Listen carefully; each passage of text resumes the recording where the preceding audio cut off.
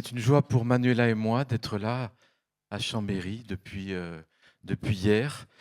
Et nous avons des amis ici, l'école La Pépinière. Nous avons des amis depuis longtemps.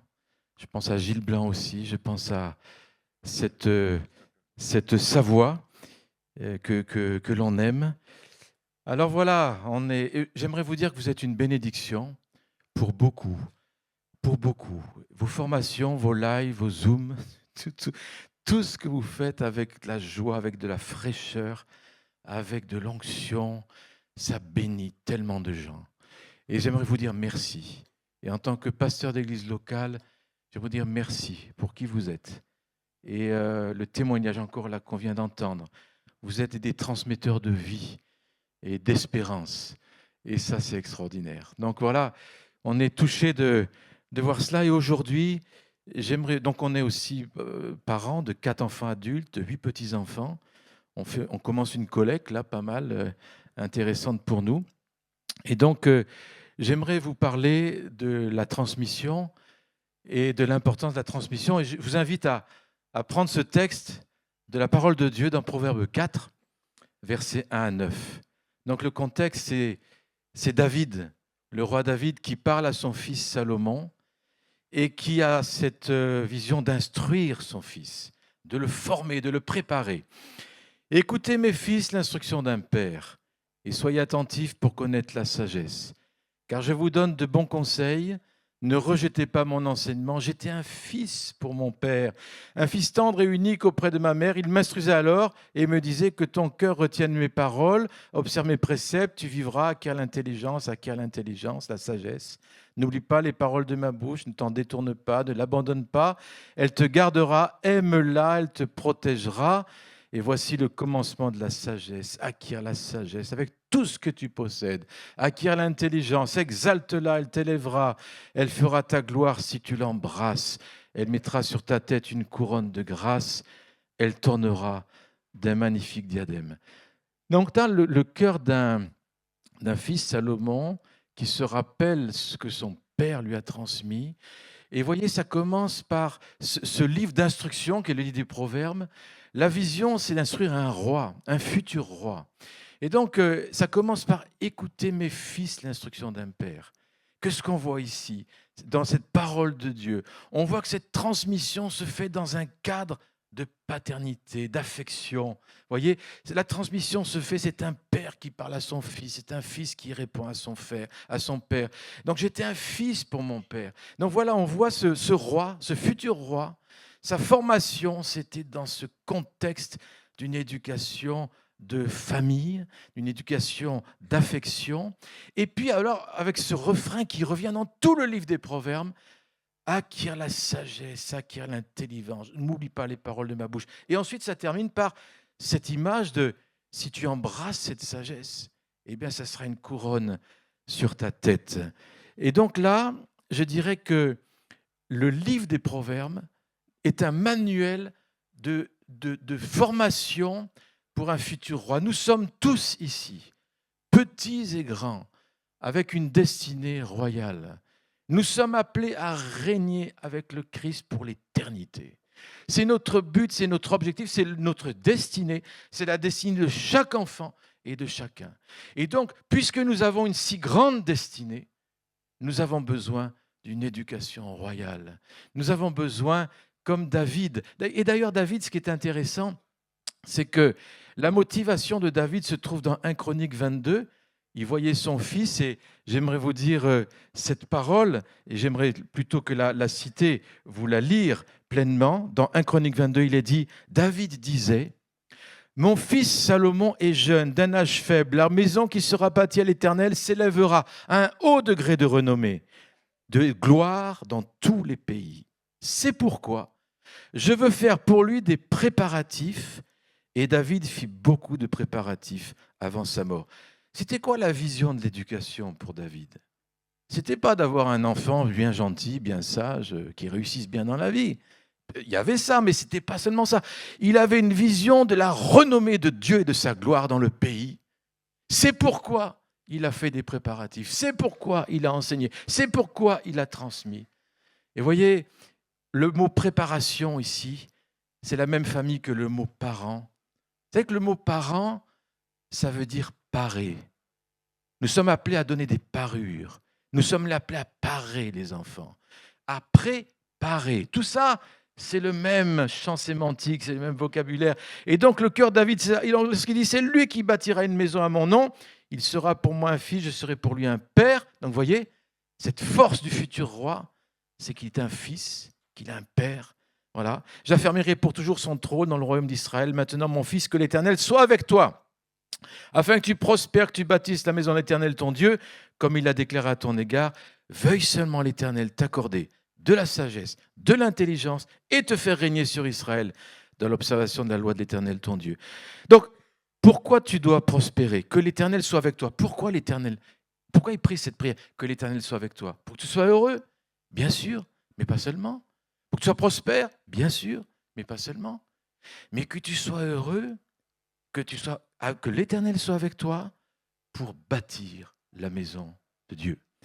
Et donc, en hébreu, nous avons ce fameux psaume 127 qui nous parle de la maison, de bâtir la maison. Celui qui bâtit travaille en vain s'il ne travaille pas avec l'Éternel, mais les fils sont un héritage.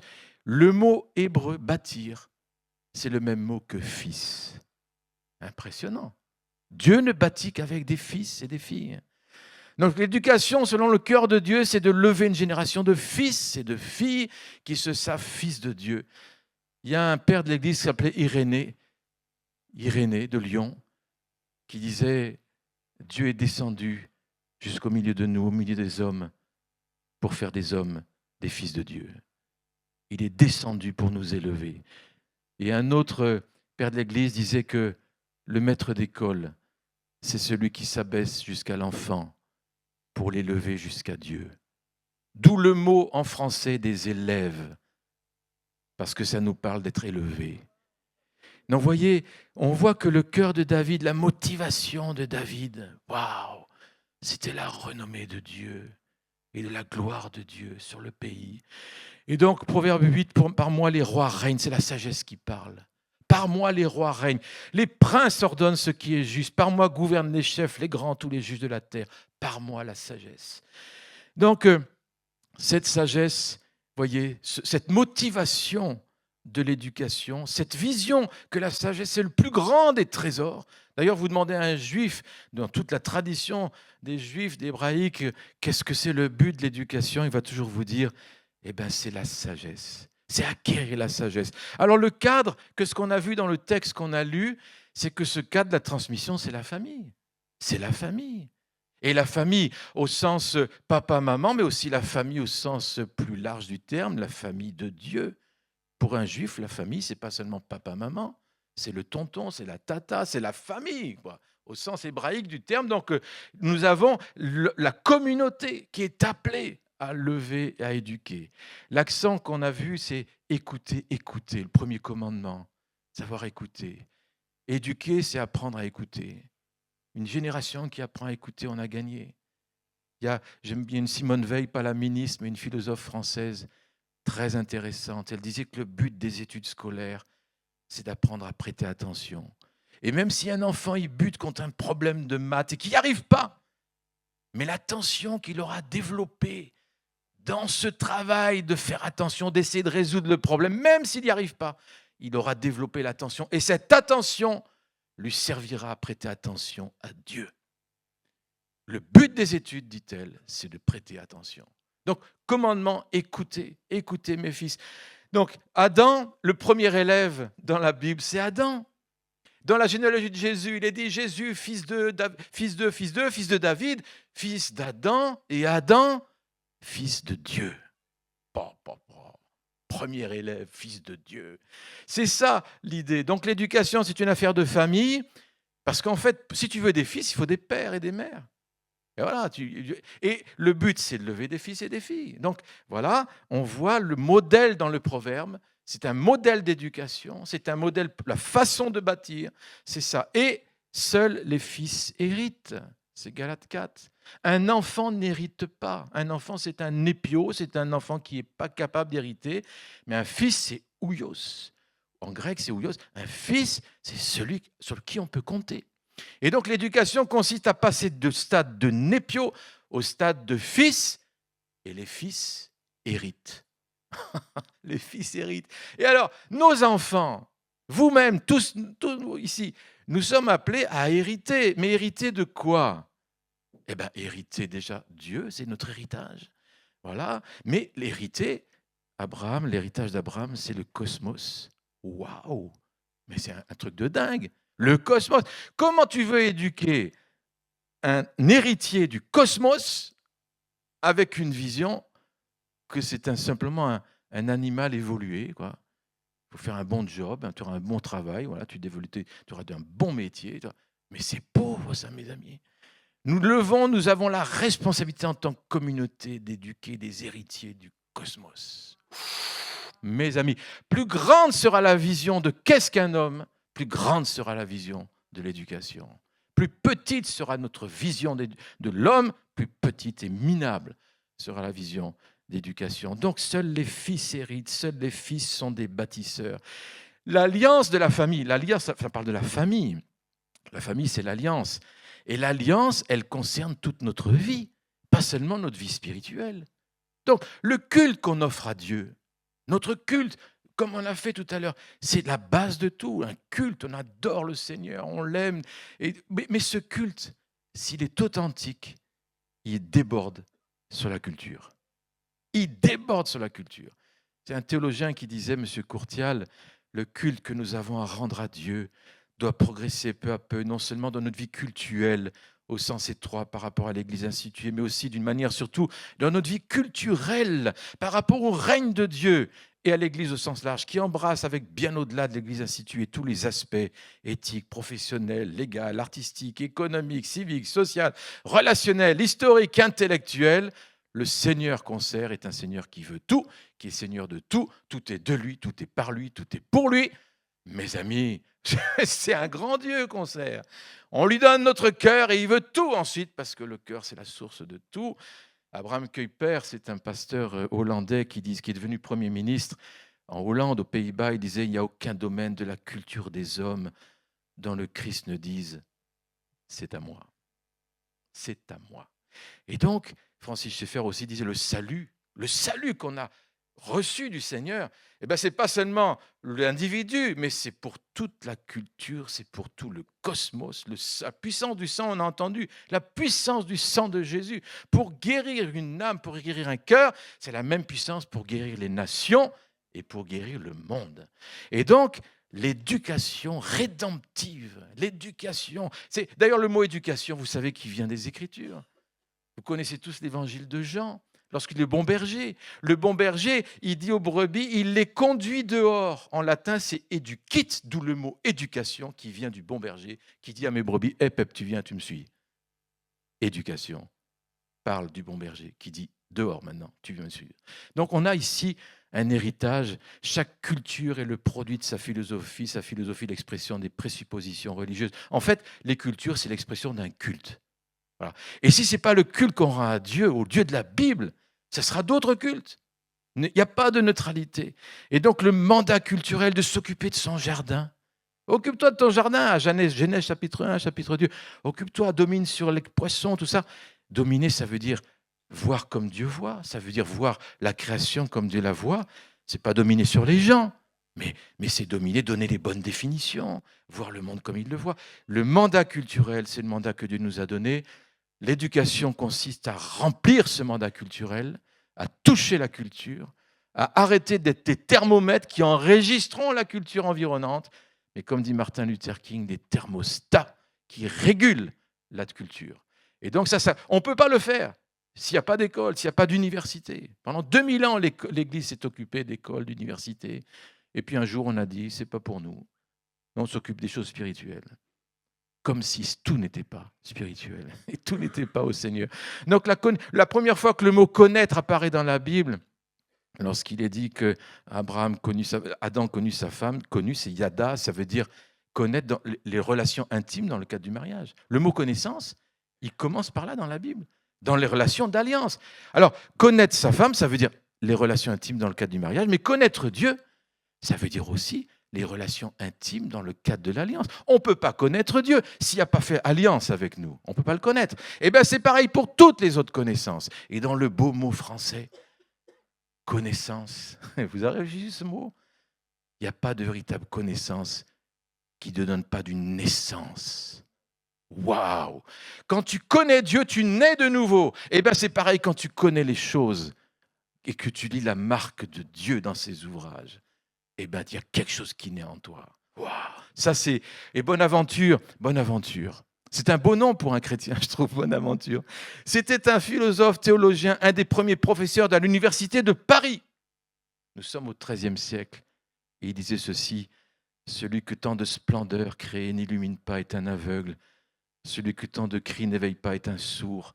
Celui que toutes ses œuvres ne poussent pas à louer Dieu est un muet. Celui que tant de signes ne force pas à reconnaître le premier principe est un sot. Ouvre tes yeux, prête l'oreille de ton âme, délie tes lèvres, affûte ton cœur. Toutes les créatures se feront voir, entendre, louer, aimer, servir, glorifier et adorer Dieu. Qu'est-ce qu'il dit ici? C'est que tout ce qu'on étudie à l'université, nous sommes à Paris au XIIIe siècle, c'est la marque de Dieu. C'est la marque de Dieu. Et donc, il y avait cette idée que la connaissance, dans les écoles et dans les universités, le but, c'est quoi? C'est d'arriver à la reconnaissance, c'est-à-dire l'adoration. Il y a une guerre d'adoration aujourd'hui. Chaque école, chaque université est un lieu d'adoration. Et Dieu dit, c'est moi qui dois être adoré. Et donc, nous sommes dans une bataille, nous sommes dans une guerre d'autel, Et Dieu, il nous a dit un commandement très simple: tu vas m'aimer de tout ton cœur, de toute ta pensée, de toute ta force. Comment tu vas apprendre à aimer Dieu de toute ta pensée si tu as toujours pensé sans Dieu? L'éducation selon Dieu, c'est aussi apprendre à penser les pensées de Dieu après lui, sur tous les domaines. C'est apprendre tout cela. Alors on continue. L'alliance, elle est gravée dans le cœur. Rappelez-vous de Deutéronome 6, écoute Israël, l'Éternel notre Dieu est le seul Éternel. Tu aimeras l'Éternel ton Dieu, tout ton cœur, toute ton âme, toute ta force. Et puis Jésus va rajouter toute ta pensée. Ces commandements que je te donne aujourd'hui seront dans ton cœur. Et tout de suite, tu les inculqueras à tes enfants. Vous avez remarqué? L'alliance de Dieu, c'est tout de suite la transmission. Tout de suite. Donc, tu vas aimer Dieu et tu vas inculquer. Et là, j'aimerais vous rappeler ce passage de Genèse 18. On connaît, on le lit. Combien de fois je l'ai lu? Puis il y a quelques années, ça m'a sauté aux yeux. Regardez, je l'ai choisi Abraham, afin qu'il ordonne à ses fils et à sa maison après lui de garder la voie de l'Éternel en pratiquant la droiture, la justice, et qu'ainsi l'Éternel accomplisse en faveur d'Abraham les promesses qu'il lui a faites. Vous avez remarqué, moi j'ai toujours pensé que Dieu avait choisi Abraham pour accomplir les promesses. Mais ce n'est pas ce qu'il est dit. Il est dit, j'ai choisi Abraham pour qu'il transmette, afin que j'accomplisse les promesses. Et donc tout d'un coup, je réalise que l'ennemi de nos âmes ne veut pas de transmission, parce qu'il ne veut pas que les promesses s'accomplissent. Il y a des promesses pour notre pays, il y a des promesses pour nos villes, il y a des promesses pour nos familles, et ces promesses sont liées à la capacité de transmission. Je les choisis afin qu'ils transmettent, afin que j'accomplisse les promesses. C'est pour ça que la transmission est tellement attaquée depuis longtemps. Les sociologues, les éducateurs, les philosophes, tout le monde dit aujourd'hui une carence dans la transmission. Il y a quelque chose qui ne va plus. On a des tas de connaissances, mais on ne sait même plus s'il faut transmettre, même si c'est juste de transmettre. Vraiment, hier j'en avais parlé vendredi soir. Et Deutéronome 6 nous dit, voilà, écoute Israël, tu inculqueras la parole à tes enfants, et puis ensuite, qu'est-ce qu'il est dit? Donc ça sera une marque sur leur front, sur leurs mains, tout ça. Et qu'est-ce que vous avez après? Eh bien voilà, tu vas rentrer dans des villes que tu n'as pas bâties, dans un pays. C'est l'héritage. L'héritage vient après la transmission. Voyez? Et donc, nous sommes appelés, mes amis, à transmettre. Et on voit l'importance du cœur. L'alliance, elle est dans le cœur. Et le cœur, c'est quoi? Le cœur, c'est là où c'est pas seulement nos émotions, le cœur. Le cœur dans la Bible, c'est le lieu de la volonté. Le cœur dans la Bible, c'est le lieu de la pensée. Alors ça, c'est bizarre pour nous, parce qu'on a l'habitude de séparer les choses. Le cœur, c'est les émotions, la pensée, c'est l'intellect. Mais non, on pense avec son cœur. Jésus a dit, les mauvaises pensées viennent du cœur de l'homme. C'est Jésus qui l'a dit. Eh bien, les bonnes pensées aussi viennent du cœur. Et en fait, l'éducation, selon Dieu, le cœur de l'éducation, c'est l'éducation du cœur. Il faut toucher le cœur. C'est pour ça que dans les Proverbes, à un moment, David, il dit, mon fils, viens là, donne-moi ton cœur. Quand on aura des écoles, des universités où il y aura ce donne-moi ton cœur, on aura gagné. On aura gagné. Et c'est en train, c'est en voie. Donc voilà, le cœur, tellement important. Garde ton cœur plus que toute autre chose. La sagesse viendra dans ton cœur, dit la parole, Proverbe 2. La valeur de la sagesse et de l'intelligence, aime-la, dit le Seigneur. Aime-la, la sagesse, elle t'exaltera. Et donc, cette sagesse, c'est quoi? On voit qu'il y a un combat. L'apôtre Paul, il arrive et il dit, voilà, il y a un combat entre la sagesse d'en haut et la sagesse d'en bas. Ça chauffe. Et aujourd'hui, c'est toujours le même combat. Il y a vraiment un combat. Et la sagesse, il y a trois aspects. C'est très simple. J'aimerais parler trop en détail, mais la sagesse biblique, c'est un côté tout à fait pratique. Par exemple, savoir travailler avec ses mains, c'est une sagesse.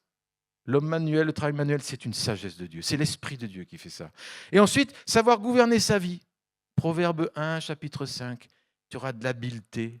La sagesse te donnera de l'habileté. L'habileté, c'est le même terme que pour gouverner un navire et un bateau. Et le Seigneur nous dit, si tu n'es pas capable de gouverner ta vie, je ne peux rien te confier comme héritage.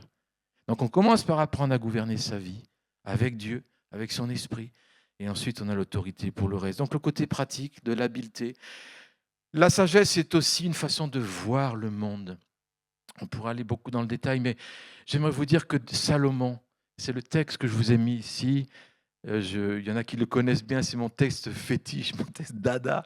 Un jour, j'ai réalisé cette sagesse. Alors bien sûr, on connaît la sagesse de Salomon hein, dans les procès avec l'enfant de chaque femme qui dit c'est le mien, et il a réussi à résoudre pas mal de problèmes. Mais là, on a une expression de la sagesse étonnante. Dieu donna à Salomon de la sagesse, une très grande intelligence, des connaissances multipliées comme le sable qui est au bord. Des connaissances. Dieu est un Dieu qui aime la connaissance. Il veut nous en donner. Il a prononcé 3000 sentences. Il a composé 1005 cantiques. Moi, j'aime bien ce détail de 1005. Tu sais, 1005. Voilà. Je sais pas si c'était dans... Il a parlé sur les arbres. Je dis, mais c'est quoi cette sagesse-là sur les arbres? Depuis le cèdre du Liban jusqu'à l'hysope qui sort de la muraille, il a parlé sur les animaux, sur les oiseaux, sur les reptiles, sur les poissons. Et alors le pire, c'est qu'il venait des gens de tous les peuples pour entendre la sagesse de Salomon. Mais qu'est-ce qu'il a pu dire sur les arbres et les poissons? En fait, qu'est-ce qu'il nous dit ici, ce texte biblique? Il nous dit que Salomon, il a parlé sur la création de Dieu. Et il a parlé un discours que personne n'avait déjà entendu. L'éducation, les programmes scolaires, les programmes universitaires sont tous des discours sur la création. Tous. Mathématiques, sciences, économie, politique, c'est la création de Dieu. Donc c'est des discours sur la création. Et quel discours? Et Salomon, lui, il a parlé du discours de Dieu sur la création. Et donc ça, c'est la sagesse aussi. Et là, je peux vous dire que ce n'est pas seulement des faits. Il n'a pas décrit l'arbre comme un scientifique le décrirait, pas seulement, mais il a donné du sens. Donner du sens, c'est aussi la sagesse de Dieu. Et l'aspect théologique, ça c'est très simple. La sagesse, elle n'appartient qu'à Dieu. Elle ne se trouve pas dans la terre des vivants. Job chapitre 28. C'est Dieu seul qui la donne. Si tu manques de sagesse, demande-lui à lui. Et donc, cette sagesse, elle appartient à Dieu seul sage, sur la gloire au siècle des siècles. La sagesse, donc, on a lu dans le texte, elle est symbolisée par une couronne. Et moi, depuis 30 ans, c'est quelque chose qui m'a percuté, cette histoire. Tout d'un coup, j'ai réalisé, cette couronne sur la tête, tout d'un coup, j'ai fait le lien avec la couronne de Jésus. Jésus aussi a porté une couronne. C'est une couronne d'épines. Et les épines dans la Bible nous parlent de la malédiction. Et ces épines, elles ont percé son front. Et le front dans la Bible nous parle aussi de la pensée. Et donc ça veut dire toutes les philosophies tordues, toutes les idéologies tordues qui rentrent dans les fronts, jour après jour. C'est comme une couronne d'épines. Et Jésus a porté cette couronne pour que nous et nos enfants, nous n'ayons pas à la porter. Et il a porté cette couronne parce qu'il a prévu une autre couronne, la couronne de la sagesse.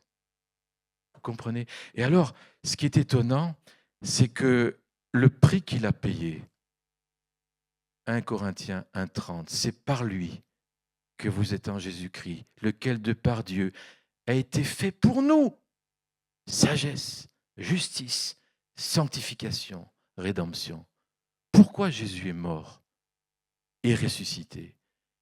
Pas seulement pour nous racheter, pas seulement pour nous sanctifier, pas seulement pour nous donner ce magnifique don de la justice. Il nous voit juste à cause de l'œuvre de son Fils.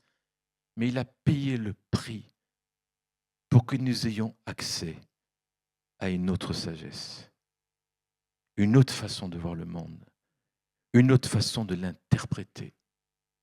Un des commandements de Dieu les plus importants, c'était aussi ce commandement qui dit dans les 10 commandements, je t'interdis, rappelez-vous, je t'interdis de te faire des représentations de ce qui est dans le ciel et de ce qui est sur la terre. Ça veut dire qu'on n'a pas à faire nos propres idées de qui est Dieu. C'est sa parole qui nous dit qui il est. On n'a pas à nous faire des idées de qu'est-ce qu'une famille, de qu'est-ce qu'un homme, de qu'est-ce que la science. Comprenez? Nos propres idées, ça devient des idoles. Toute idée qui n'est pas idée de Dieu, c'est le même mot en grec, c'est de l'idolâtrie. Et donc nous avons besoin de recevoir cette sagesse qui vient d'en haut. Et le vêtement blanc que Dieu donne quand un pécheur se donne au Seigneur, il est blanchi. Et c'est un vêtement blanc, mais il y a beaucoup plus que le vêtement blanc. Parce que Dieu ensuite, il veut donner une couronne. Il veut donner à nous, les enfants, une couronne. Et là, cette diapositive, je la donne souvent quand il y a une première intervention comme ce soir. Mais Jésus, il est formidable ce Jésus. En théologie, il est la plénitude de la divinité, théos. En philosophie, il est le Verbe de Dieu, la parole de Dieu. Moi, je me suis régalé pendant des années à enseigner la philosophie au terminal. Et je me rappelle le plaisir que j'avais, le malin plaisir, à commencer, j'étais encore des tableaux à la craie, vous savez, on était encore vieux jeu.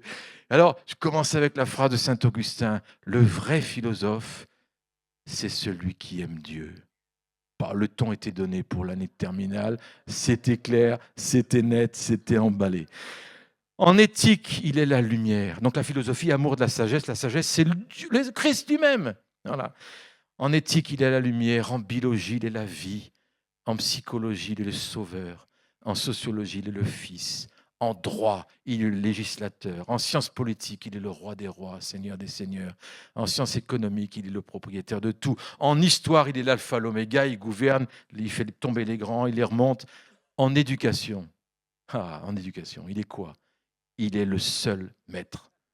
Le seul maître. Matthieu 22. Quel grand Seigneur. Quel grand Seigneur. Le seul maître. Et donc, Christ, c'est le fondement. Et vous savez, à l'université de Paris, je vous fais remonter au XIIIe siècle, fin du XIIe, XIIIe siècle. Ce professeur Bonaventure dit ceci. L'université n'existait pas avant. C'est l'Église qui a formé les universités avec la Bible au cœur. Imaginez un peu, à Paris. Et cet homme-là, Bonaventure, dit ceci, « Rien ne peut rendre les choses parfaites objet de science si ce n'est la présence du Christ, Fils de Dieu et Maître. » Mes amis, vous avez ici la science, la définition de la science, c'est la science de ce que Dieu a fait. C'est ça. Et donc cette science qui conduit à l'adoration, à plus l'adorer. C'était ça, l'université de Paris, qui a formé les princes pour toute l'Europe. Et un jour, l'ennemi a vu ça. Il a dit, oh là là, mais l'Église est en train d'enseigner les nations. Comme si c'était notre mandat, c'est le mandat de l'Église. Enseigne les nations, baptise-les dans la vérité. Et donc, voilà, il a vu ça, il a dit, tiens, je vais prendre la structure, je vais virer là tout ce qui est cette Bible, cette révélation, tout ça, et je vais enseigner mes idées à moi. Et donc, c'est comme ça qu'en France, on a formé les plus grands dictateurs, en Chine, au Cambodge, en Afrique. La même université. Et un jour, l'Église a dit, c'est pas mon affaire. Moi, je vous dis, mes amis, prions pour que non seulement il y ait des écoles, mais des universités chrétiennes, qu'il y ait une restauration, une restitution. Comme ça l'était. La France a été une terre de bénédiction pour bénir les nations par le monde universitaire. Et donc, on est appelé à retrouver cela et à dire au Seigneur, restitution. Donc, voyez, souvenons-nous, et je termine bientôt, mais là, vous avez ceux qui connaissent, quand j'ai découvert cette carte de France, nous sommes au XVIe siècle, lorsque la réforme est venue en France. Il y a eu ça, les petits points que vous voyez, c'est toutes les écoles, tous les lieux de culte qui étaient aussi des écoles, et les gros points noirs, ce sont les universités, les réformes, la parole au cœur. Un jour, quelqu'un demande, et j'aime beaucoup ça, on a parlé d'enfantement tout à l'heure, de donner la vie, et ce combat qui a pour donner la vie, quelqu'un demande à un professeur d'université huguenot de l'académie de Saumur, « Qu'est-ce que c'est l'éducation pour toi ?» Et il répond, « Éduquer, c'est enfanter à Jésus-Christ. » Vous voyez cette sève de la terre de France, cette vision de la terre de France, cette définition de l'éducation. Et donc, il y a une nuée de témoins, et tous ces gens-là que vous voyez, ces milliers d'instituteurs, ont payé le prix, et souvent de leur vie, pour qu'il y ait la Bible dans la salle de classe. Nous sommes le pays au monde qui a payé le prix le plus cher pour qu'il y ait une éducation chrétienne. L'ennemi sait le danger que c'est. Et là, je rappelle ces diapos, vous connaissez, c'est le premier ABC en langue française. C'était les Huguenots, l'ABC, voilà, pour apprendre à bien lire les lettres, la crainte du Seigneur, le commencement de la science, grands et petits qui désiraient apprendre à servir Dieu. Le but de l'éducation, c'est servir Dieu. Ça, c'est la terre de France. Ça, c'est l'éducation en France. Ça, c'est le premier manuel en français. Vous vous rendez compte? Donc, du Saint-Esprit, chercher les Écritures, demander la sagesse à Dieu, etc. Donc, vous avez ici les premiers mots, A comme Marc, B comme bien, C comme Christ, D comme Dieu, etc. C'est ce qu'on appelait la pietas literata, c'est-à-dire la piété lettrée. C'est pour ça que nous, on s'est appelé École Daniel, parce qu'un jour, je tombe dans ma Bible, vous connaissez, Daniel 1, Dieu a donné de la sagesse à Daniel dans toutes les lettres et dans toutes les sciences. Et tout d'un coup, je réalise, mais oui, mais Dieu s'intéresse aux lettres et aux sciences. Waouh! Il ne s'intéresse pas qu'aux âmes, il s'intéresse à l'âme tout entière. Il veut restaurer tout cela. Alors là, vous avez ici la photo de Genève, quand en France, c'était la persécution et qu'il y avait même le fait d'avoir une Bible, c'était la mort. Donc les parents français étaient démunis. Et donc, ils allaient planquer dans des écoles buissonnières, des écoles dans les forêts, des écoles clandestines. Et moi, l'histoire nous parle d'un moment où il y avait des guetteurs qui étaient autour de ces écoles. Et quand il y avait une descente de police, hop, tous les enfants se planquaient. Où ça? Dans les buissons. D'où le mot école buissonnière, qui vient de cette période du XVIIe siècle où des parents voyaient leurs enfants et s'ils étaient pris, ils ne les revoyaient plus jamais. Et donc ses parents, Calvin, ce réformateur à Genève, il disait aux parents, envoyez-moi du bois et parlez des enfants et je vous renverrai des flèches. Et donc là, vous avez ici la gravure de cette académie de Genève qui a formé des centaines d'évangélistes en période très difficile. Et ces jeunes arrivaient, ils avaient 14-15 ans, ils avaient tout perdu. Ils ne voyaient plus leur papa, leur maman. Ils arrivaient ici. Et là, maintenant, ici, c'est ça, maintenant. C'était restauré, c'est à Genève. C'est une école aujourd'hui, c'est une école publique. Il n'y a plus de Bible, il n'y a plus rien. Il n'y a plus rien. Et je vais en revenir, mais imaginez ces élèves qui arrivaient, 14-15 ans, et ils sont accueillis par ce monsieur, Théodore de Bèze. Il les accueille sur la cour de récréation, des dizaines, des centaines d'enfants, de jeunes. Il leur disait, vous êtes réunis en ce lieu, vous n'êtes pas venus comme la plupart des Grecs d'une fois regarder des Jeux olympiques, contempler de vains exploits, mais vous êtes venus instruits dans la vraie religion, dans la connaissance des bonnes lettres, afin de pouvoir travailler à la gloire de Dieu, de devenir un jour l'ornement de votre patrie, le soutien de vos proches. Rappelez-vous toujours que vous êtes des soldats et que vous aurez à rendre compte du chef suprême de cette sainte mission. Le ton était donné. Vous n'êtes pas ici pour qu'on vous protège, faire des petits, vous voyez, le monde est méchant, on va faire des petits bisounours, là, on va faire des petits chrétiens. C'est pas ça. On va former l'armée du Seigneur qui va donner sa vie pour les nations. Et c'est comme ça que des élèves de cette académie, à eux tout seuls, ont changé des nations. Je pense par exemple à l'Écosse avec John Knox, etc. Et voilà une prière d'écolier.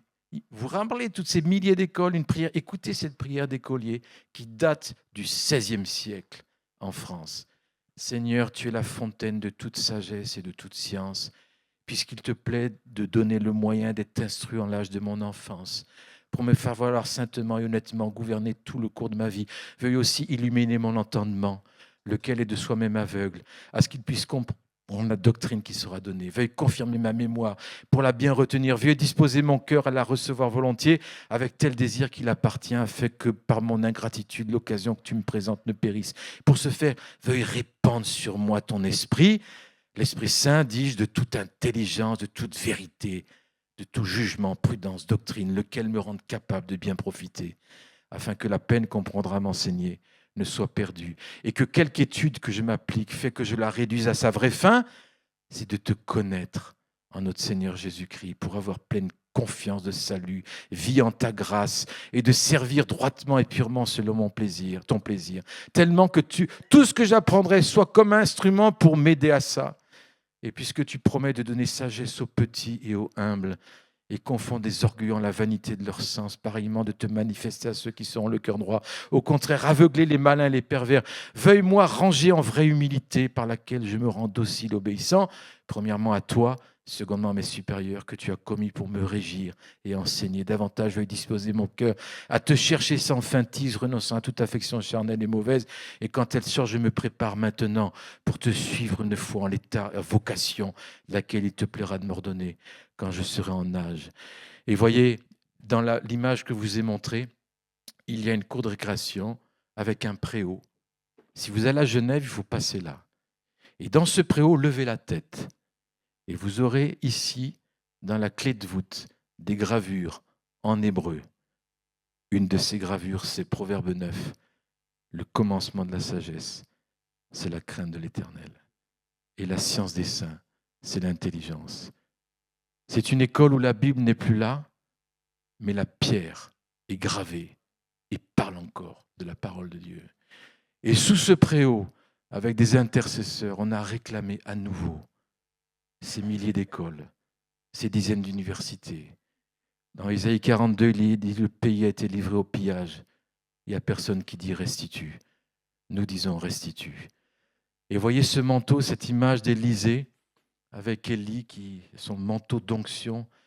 Dieu a donné à l'Église un manteau, c'est le manteau de l'éducation. D'autres manteaux aussi, bien sûr. Tout à l'heure, il y avait question de manteau dans la loi.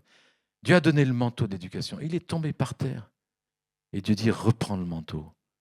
Enseigne les nations. Si tu ne le fais pas, ce sont les nations qui vont t'enseigner. C'est à toi d'enseigner. Et enseigner, ça veut dire être un signe, être un porteur de signes. C'est ce que Dieu veut faire avec nous. J'aimerais qu'on prie simplement en terminant. Si vous pouvez peut-être avoir quelqu'un au piano, je ne sais pas si c'est possible. Ou Manila, viens. Et on veut prier un moment. Priez pour vous, priez pour ce pays.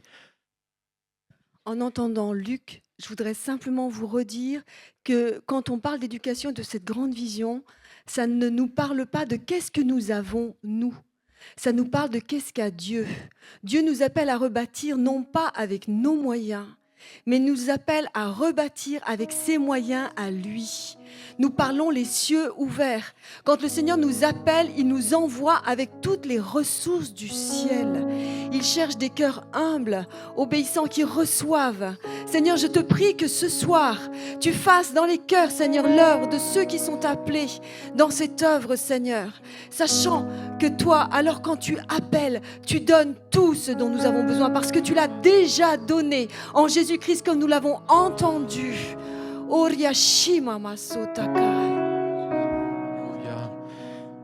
Je sais qu'ici dans votre église, vous avez tellement ce cœur d'Ésaïe 61.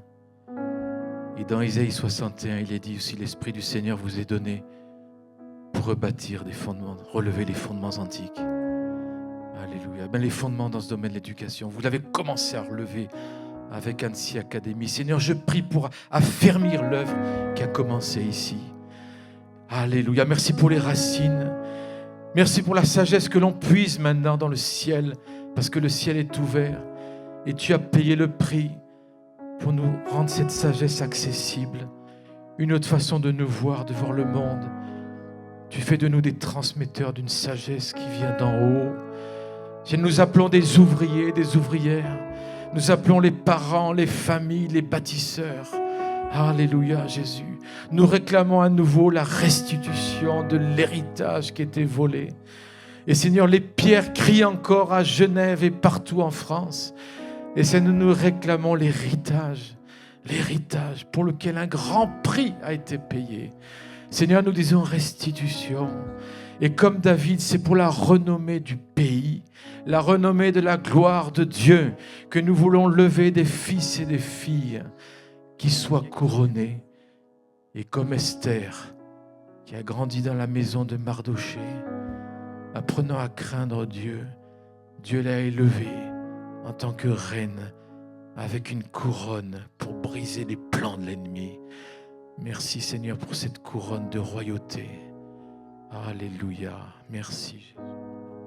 Quand il a été temps de rebâtir le temple de Salomon, et nous savons que le temple, c'est nous, ce sont nos enfants, c'est la maison de Dieu, c'est le temple de Dieu. Chacun est venu apporter l'or, l'argent, ce qu'ils avaient. Mais l'or et l'argent que nous avons, ce sont les dons que Dieu nous a donnés. Et Seigneur appelle sa famille, nous appelle, chacun a un don à donner. Une école, ce n'est pas seulement des enseignants, c'est toute une communauté qui vient. Il y a ceux qui viennent bâtir les locaux, il y a ceux qui viennent donner à manger, il y a ceux qui viennent soutenir, il y a ceux qui viennent administrer, et il y a ceux qui viennent soutenir les enseignants, qui viennent pour prendre soin en dehors des cours. Il y a ceux qui viennent distribuer la nourriture. La maison de Dieu, elle est riche de vous tous. Chacun de vous, vous êtes un don de Dieu pour la communauté. Et nous voulons nous lever ensemble pour rebâtir la maison de Dieu. Et la maison de Dieu, ce sont nos enfants, nos petits-enfants.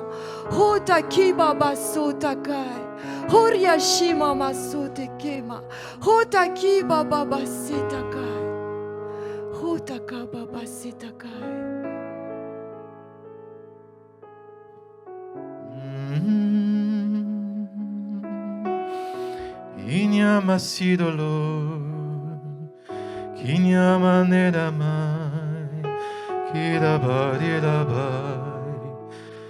Nous réclamons les sources d'en bas. Nous réclamons les sources d'en bas dans ce pays. Et les sources d'en haut. Et les sources d'en haut. Nous réclamons la restitution de ce qui t'est volé. Merci parce que tu le fais, Seigneur. Et tu fais de notre terre de France une terre de bénédiction pour les nations. Je réclame des écoles, des universités dans ce pays. Je prie pour la Savoie, la Haute-Savoie, afin qu'il y ait la multiplication. En 1988, avec une équipe, on a prié pour la France. On a vu des milliers d'étoiles qui ont débordé de la France sur l'Espagne, l'Afrique du Nord. Et Dieu qui nous donnait cette conviction, c'est ce que je vais faire au niveau des écoles, partout. Et on a gardé cette vision dans nos cœurs. On a prié pour ça. Luc, excuse-moi. Arrête-toi, mais ne t'arrête pas. J'aimerais que tous ceux qui sont impliqués dans l'éducation puissent venir devant, s'il vous plaît. Que ce soit les enseignants, profs, maternels, que ce soit les éducateurs, les CPE, enfin tout. Bon, vous vous reconnaissez, mais j'aimerais que vous, parce que tu es en train de faire couler un miel de restauration, un baume, et j'aimerais que tu, une fois qu'ils seront là, que tu puisses continuer de parler, parce que je vois vraiment la guérison qui est en train de venir. Et peut-être que vous êtes assis en tailleur, mais je vous propose de vous mettre sur vos genoux parce qu'il y a C'est pas une obligation, mais parce qu'on est entre de la repentance et de l'édification, c'est-à-dire que c'est... Ne bougez pas, venez devant, venez devant. Lalaina, Adrien, venez devant. Prenez la portion, il y a de la place, vous pouvez vous avancer. On veut reconnaître notamment l'onction. Venez là devant, venez devant, là. Prenez votre portion. Luc et Emmanuel ont quelque chose, Manuela, ont quelque chose de particulier. Ils sont en train de ministrer le corps de Christ avec l'autorité qu'ils ont reçue.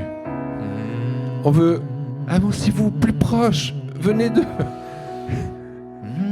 C'est comme si vous ne vouliez pas recevoir.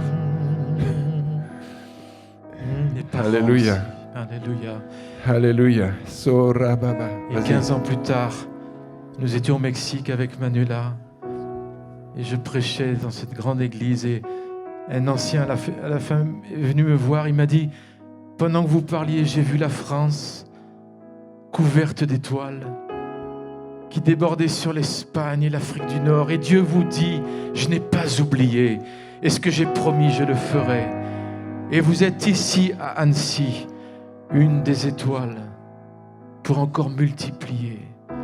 Merci Jésus, merci pour ce manteau qu'on reprend maintenant, que vous avez commencé à reprendre. Alléluia. Parents, enseignants, éducateurs, de prendre ce geste, de reprendre ce manteau maintenant. Ce manteau d'onction, le prix que Jésus a payé, c'est pour qu'on prenne ce qu'il nous a donné. Pardon d'avoir laissé ce manteau, Seigneur, si longtemps. La nuée de témoins qui a donné sa vie pour cela nous regarde aujourd'hui. Cette nuée de témoins nous regarde. Genève, les réformateurs, les huguenots, ils nous regardent aujourd'hui et ils se réjouissent parce qu'ils voient l'action de Dieu de restauration. Pour ce que le frère a dit tout à l'heure, ce miel, maintenant, au nom de Jésus, nous venons vous laver de tous les mensonges que l'ennemi a lancés sur vous, comme Gédéon qui se cachait dans sa grotte, parce qu'il avait été régulièrement défait, parce qu'il y avait ces Amalécites qui venaient contre eux. C'est ce que nous avons vécu dans l'éducation, mais nous voulons déclarer aujourd'hui que vous êtes ces Gédéons. Vous êtes ces Gédéons.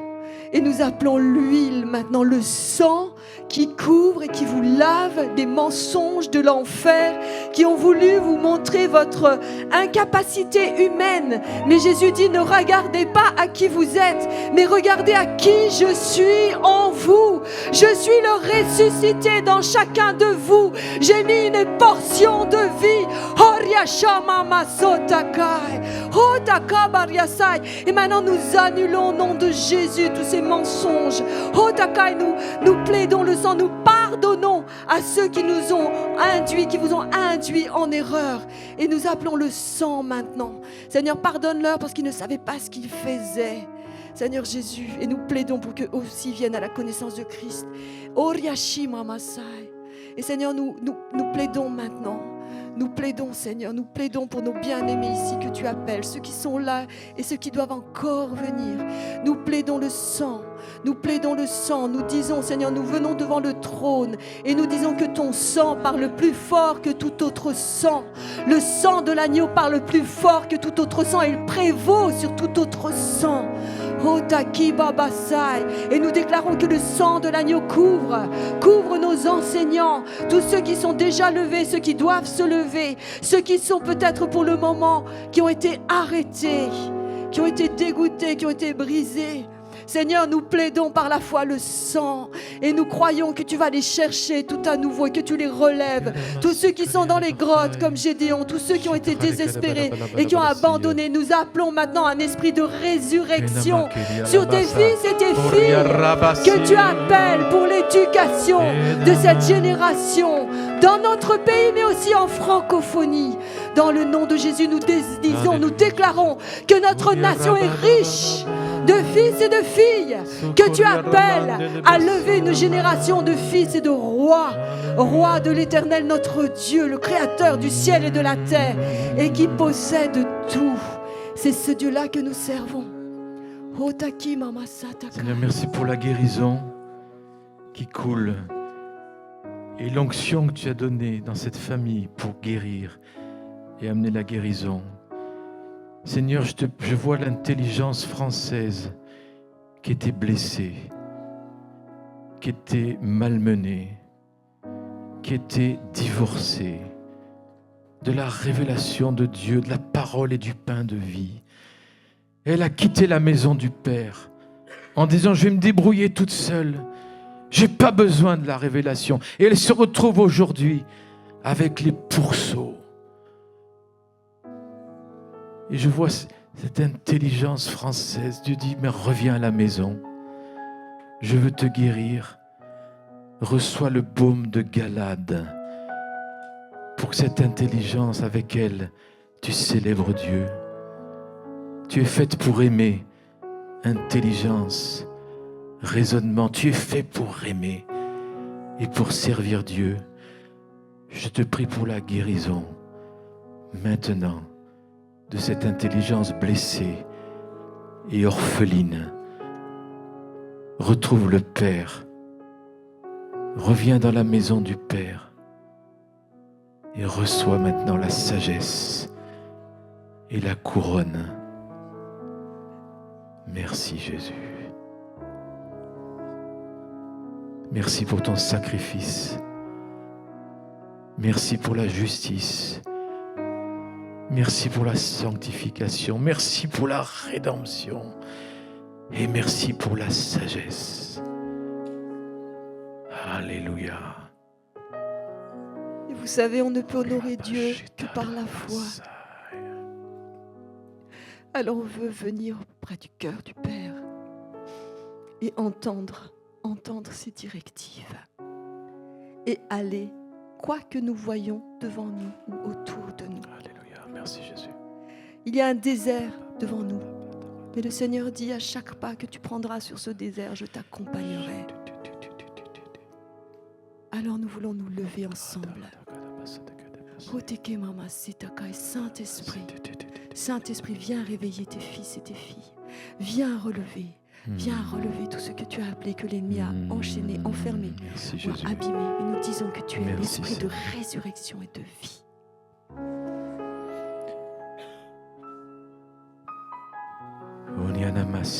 Merci Jésus. Alléluia.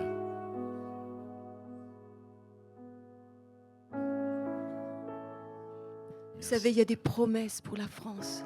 Vous avez dû les entendre comme nous depuis des décennies déjà. Qu'il y a un peuple nombreux de jeunes, d'enfants, que le Seigneur va relever dans notre pays. Il ne va pas attendre qu'ils aient fait X années d'université. Déjà en école primaire, déjà en maternelle, le Seigneur veut lever ses fils et ses filles. Il veut faire rentrer la vie à nouveau au travers d'enfants desquels on va prendre soin et qui vont apprendre dès le plus jeune âge l'amour du Père. Et nous prions, Seigneur, pour les 0-3 ans. Nous prions pour les mamans, Seigneur, qui sont dans des couples dysfonctionnels, qui sont persécutés, abîmés. Seigneur, nous croyons que tu veux faire refleurir notre pays de lieux de sécurité pour les enfants, pour les mamans. Seigneur, merci. Nous voulons nous relever pour l'éducation, pour la famille. Seigneur, que des familles restaurées puissent de nouveau refléter qui tu es pour ta gloire, pour que ton règne vienne, que ta volonté soit faite sur la terre comme au ciel. Et nous bénissons encore Sandra et son mari, Seigneur, dans cette œuvre, oui, de guérison. Seigneur, nous bénissons tous ceux qui déjà se sont joints. Et là où ils se trouvent, comme chez nous à l'église Josué, Seigneur, nous déclarons la bénédiction, nous déclarons la multiplication, Seigneur. Et je te prie que tu renouvelles leur force. Tu dis que ceux qui se confient en toi ne se fatiguent pas. Les jeunes hommes, les jeunes femmes se fatiguent, mais ceux qui se confient en l'Éternel renouvellent leur force comme l'aigle. Tu leur donnes la force du buffle. Et Seigneur, ensemble, on veut garder nos yeux sur toi, dans ta présence, et bâtir avec toi, par la force que tu nous donnes, pour la gloire de ton nom, pour la renommée de ton nom. Au nom de Jésus.